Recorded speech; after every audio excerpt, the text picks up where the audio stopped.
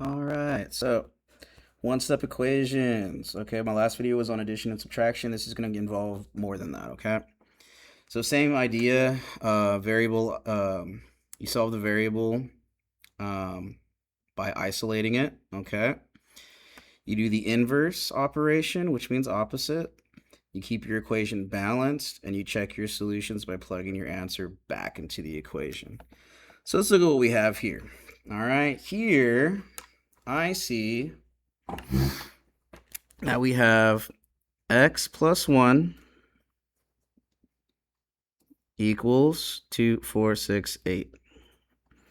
Cool.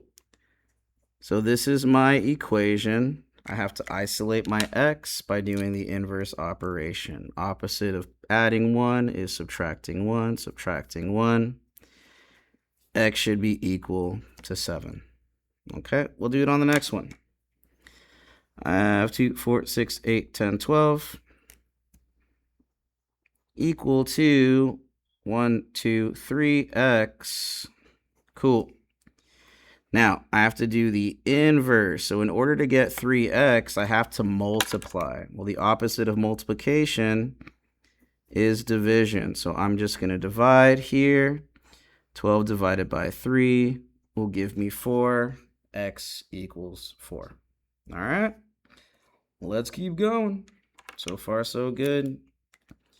Again, in order to get a 4 and a variable next to each other, you have to multiply. So we're going to do that inverse operation, the opposite, to isolate that x and get the variable on its own. This is going to give us 4, okay? Then we're going to plug this number back into our original equation. So if we had 4 times x, this time it's 4 times 4, which gives us 16. 16 does equal 16.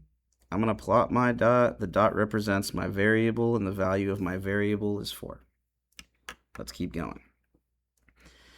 Got to do the opposite to isolate my variable.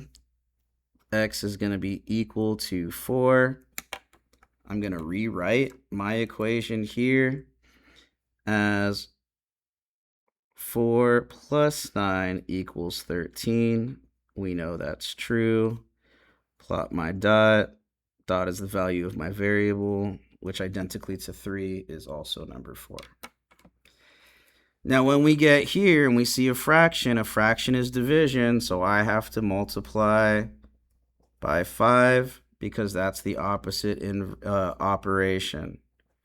When I multiply 13 times 5, I should end up with 65. If I'm rewriting it, it should look like 65 over 5 equals 13. Yes, that is true. I'm going to plot my dot. I should have written x equals. That's my fault. And my dot is the value of my variable, which in this case is 65. All right, opposite in operation. I'm going to add 8 to both sides. X is equal to 22. I'm going to plug in my 22 where my x was. 22 minus 8 equals 14. That is true. Plot my dot. X equals 22. Nothing too bad, nothing too crazy, nothing that we can't do. All right, let's go to the next side. Okay, so here we are doing, again, the opposite of multiplication, which in this case is going to be division. I'm going to divide this by 6 on both sides. Okay. 16 divided by 6. I know 6 can fit inside of 16 twice. That's going to give me 12. 16 minus 12 is 4. 6 cannot go into 4, so I add a decimal and a 0, and I bring that 0 down. 6 can go into 46 times. That gives us 36. That leaves us with the remainder of 4. Add another 0 and bring it down. Same thing, and we get stuck in this pattern, okay? So x is equal to 2.66 continuous. All right, let's keep going. I have x plus 2.5. So we're going to subtract 2.5 from both sides. That cancels out. That should be 0.5 or 5.0. You can write this as x equals 5 or 5.0. They are the same. It is fine. Now here, okay, 2 over 3, that's division. We have to multiply because that's the opposite, but we also have to multiply by this particular fraction's inverse. That cancels out. Multiply this by 2. 8 is the same as 8 over 1. When I multiply straight across, I should get 24 over 2, which when simplified is 12. All right, let's keep going. All right, let's do this thing, y'all. So here, I'm going to multiply by 3. Technically, it's 3 over 1, but I'm multiplying, so I cancel that out. I multiply 7 by 3 as well. X is equal to 21. All right, now, here I'm subtracting 1/10. The inverse operation would be adding 1/10. Cross that out. I'm going to give myself a little bit of space there because in order to add or subtract fractions, our denominators must be the same. And in order to make sure they're the same, I have to find what's called a common denominator. I know that 2 can go into 10 5 times. So I'm going to multiply both my numerator and my denominator by 5.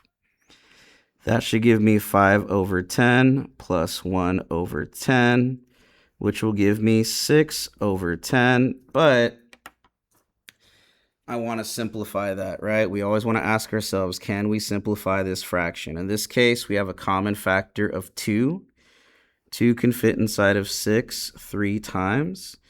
And 2 can fit inside of 10 5 times. Therefore, x equals 3/5.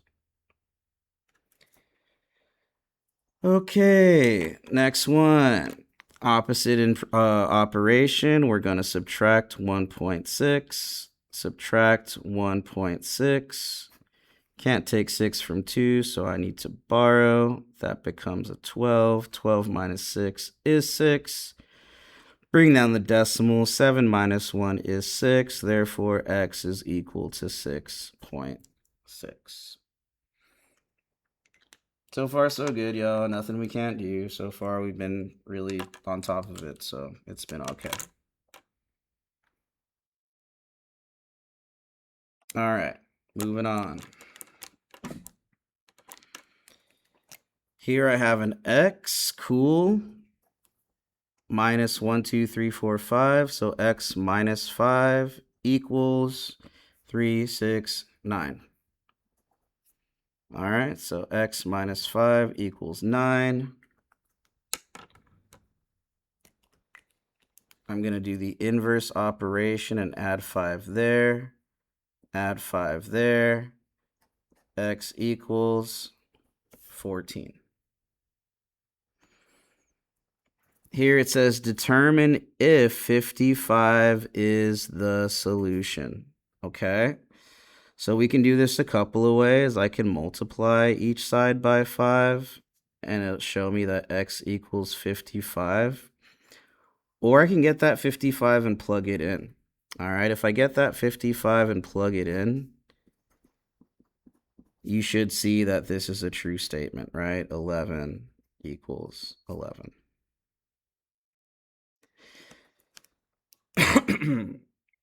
Okay.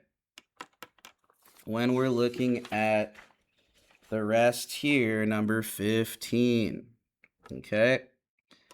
Number 15 says Pedro made lemonade for some friends. He served 34 ounces to his friends and measured there were 20 ounces left over. How much lemonade did Pedro make? So, as an equation, Pedro made lemonade X. He served minus 34 ounces to his friends, but he had 20 ounces left over. So now let's rewrite this equation so that we can actually solve it. All right, so inverse operation, I have to add 34 to both sides. X is equal to 54. Okay. Here, it says a group of neighbors hosted a garage sale in which they posted their items. A group of 6 neighbors, sorry. And equally split the profits. Equally split the profits means we are dividing. Each neighbor profited $56.88. What was the total amount earned at the garage sale? So I know that I should have had 6 friends. Okay. And we all posted our items together. Each of us got $56.88. Okay. So it should be X over 6, equals 56.88. X is how much the total amount we earned altogether. 6 represents the group of people that we are all in. And 56.88 represents the amount of profit each neighbor made. Okay, now we'll rewrite this up here so that we can solve it. And yeah, pretty simple. We just do the opposite, okay? So the opposite of 8 divided by 6 is times 6. So we're going to cross that out. And we're going to multiply that by 6. We could do it over here. We're going to say 56.88 times 6. You actually don't have to add the decimal, but you can. Ultimately, it's up to you. 8 times 6 is going to give us that 48. Again, 6 times 8 is going to give us that 48, but this time plus 4, which is 52. Put the 2 down, carry the 5. Drop that decimal. 6 times 6 is 36. 36 plus 5 is 41. 6 times 5 is 30. 30 plus 4 is 34. Therefore, the total amount earned was $341.28. All right, well, I hope that was helpful for the second part. Yeah, just keep watching the videos, keep plugging along, guys.